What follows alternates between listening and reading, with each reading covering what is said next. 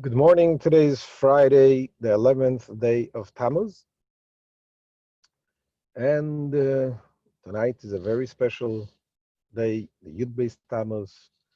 The 12th and 13th day of Tammuz is the Chag HaGeula, the redemption of the Frierdiker Rebbe, the previous Rebbe, in 1927 from Russian prison.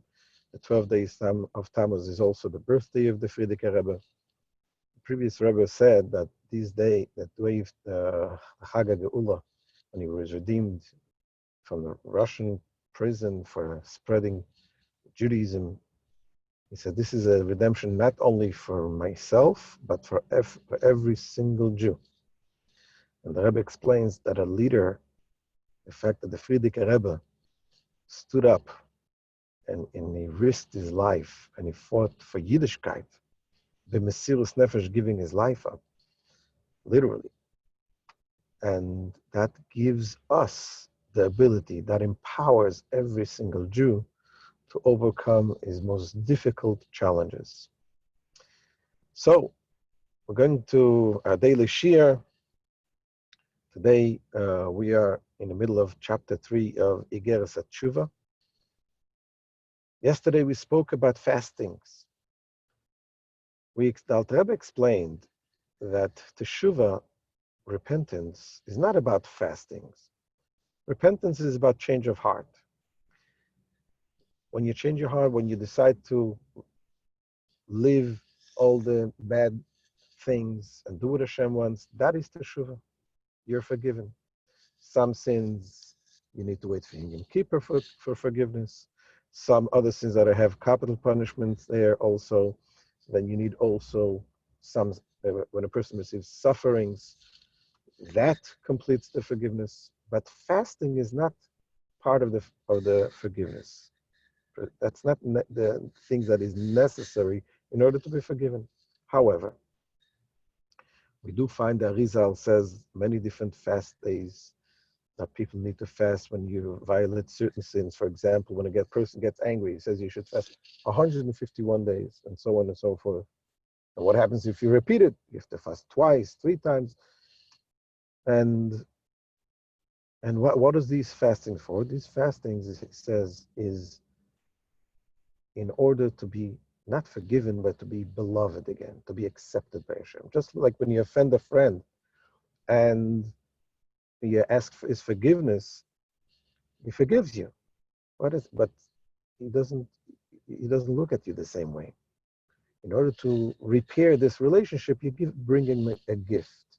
So in the time of the temple, the gift was, after we ask Hashem forgiveness, we bring Hashem a burnt offering on the temple. Today that we don't have the temple, the replacement of the offerings is the fastings. When a person fasts, that it's like his sacrifice, that he sacrifices from himself to Hashem. That is the gift, so to speak, that we give to Hashem, and asking Hashem to repair this relationship and to become beloved again. And for that, he said there was so many fast days that a person needs to fast. However, today the Alter Rebbe goes on to say that all of these fastings is true in the time when people were strong enough and were able to fast. Back in the time of the Talmud, people were literally strong, and fasting did not affect their days, did not affect their health. They were able to continue to serve Hashem properly. But today, in our generations, that people are weak, they're not strong enough. Try starting your day without your morning coffee, see what it looks like. It affects your day, you cannot function properly. Says the Alter Rebbe, today, we don't do the fasting, but instead, we replace it with charity, with tzedakah. Let's see inside how the Alter Rebbe says this.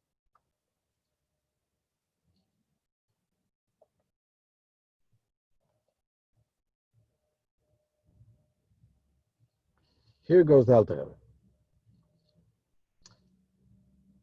Amnam achein, says the Alter Rebbe, kol ze be'odom chazak ubori she'ein ribuy hatzaymos mazik leklal lebrius gufay ukemoy b'deiros harishonim. However, all this applies to the strong and robust, whose physical health would not be harmed at all by repeated fast, as in the generations of yore.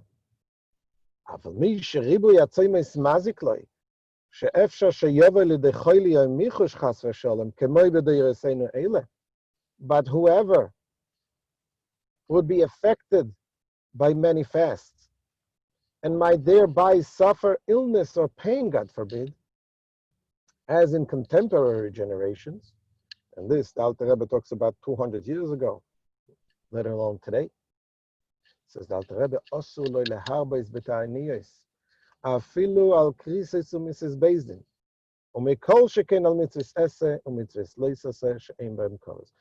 Is forbidden to undertake numerous fasts, even for sins punishable by excision or execution, and certainly not for violations of the positive or prohibitive commands that do not involve excision. Instead,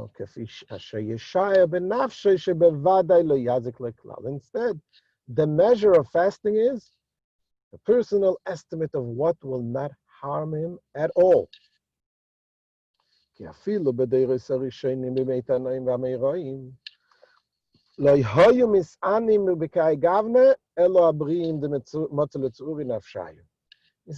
even in those early generations, in the times of the Tanaim and Amoraim, the Mishnaic and Talmudic time, only the robust who could mortify themselves fasted so frequently.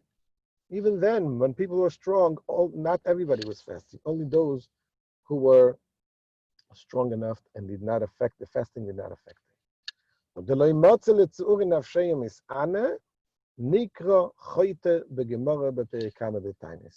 But whoever cannot fast, yet does so, is called a sinner in the tractate of Tammuz.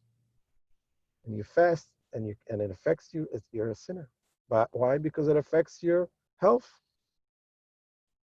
Now we're not talking about the fastings that are the public fast days. The public fast days we need to fast, even if you get weak, as long as it doesn't harm you. This, like the Tisha B'Av, other fast days, we do fast. But here we're talking about the fastings that people want to do in the process of Teshuvah, repentance, in order to become beloved by Hashem. Says the Alter Rebbe,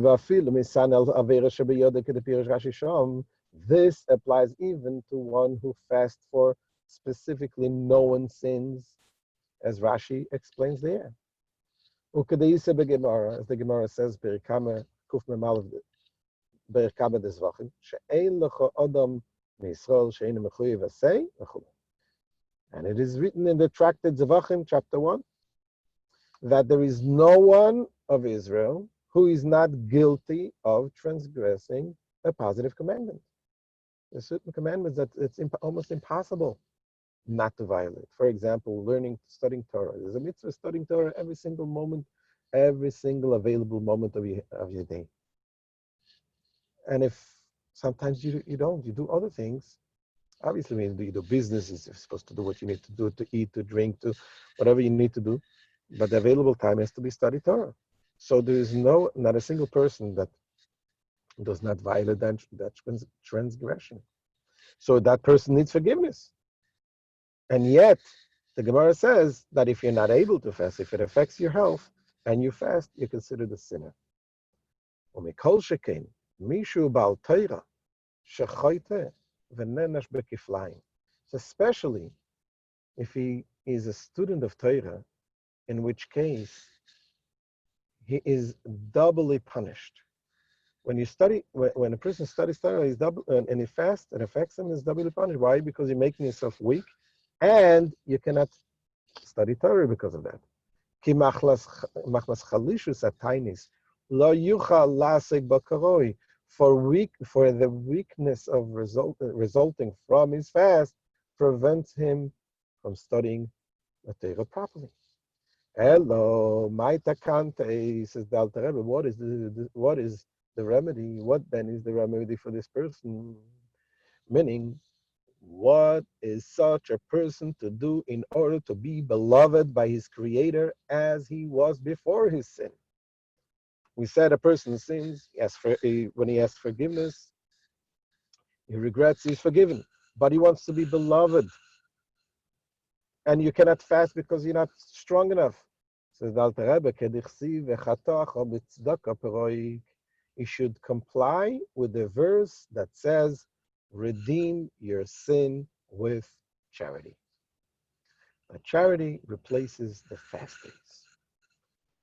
It brings from the poskim, what it says in the books, litin be'ad kol yoim tainis shel tshuva erech chai gedolim polish. And indeed, the codifiers of the Torah law specified that one should donate the equivalent of 18 large Polish coins called Gedolim Polish for each day of repentance. Don't ask me what the value of this is. It doesn't say here. But this is basically redeeming the days of fast days with tzedakah. The wealthy should add to this amount of the redemption of each fast day according to his means. As stated in Magen Avram in the laws of the fast, that a person needs to give tzedakah in order to redeem the fast days. So this is the end of today's shir. And on a lighter note, I heard from Rabbi Josh Gordon, what his father once said, when a person, Alter Rebbe says, when a person commits certain sins to be forgiven, you need to fast. What if we cannot fast? We're not strong enough to fast. So we need to give tzedakah. We need to give money. And it's a lot of money. As we said before, the fast day, certain fast, even for getting angry alone, you have to fast 151 days. So imagine you have to redeem all of this with tzedakah, with money. So what about the person that cannot afford the money? So you can fast. So what if you're not strong enough to fast and you don't have the money to give tzedakah? So he says, then in that case, you better don't sin in the first place. You cannot afford to sin. You should have all a good Shabbos and a happy and a redemptive Shabbos, Shabbos of Geula, Yud Beis Tamuz. Please share, please subscribe, and join us live every morning, 9 a.m. All the best, a good Shabbos.